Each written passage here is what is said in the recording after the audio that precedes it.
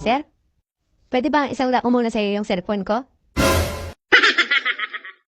Inday, kakabali mo lang kahapon. Magsasanla ka na agad ngayon? Kailangan ko kasi, sir. Ipapadala ko lang sa probinsya. Ganun ba? Magkano mo naman isasanla? Kahit 10,000 lang, sir. Ang mahal naman. Tsaka hindi ko kailangan ng cellphone. May cellphone na ako eh. Sir, pag hindi niyo sasanlaan, kay ma'am ko na lang isasanla. Ikaw bahala. May pera naman siguro si ma'am mo. Dun mo na lang isanla. Kaso, sir, andun yung video natin sa motel. Ano ka ba naman, Inday? Di ba sabi ko sa'yo, pag kailangan mo ng pera, magsabi ka lang. Sa akin mo na isanla at walang pera yung ma'am mo. At saka, kailangan ko din talaga ng isa pang cellphone.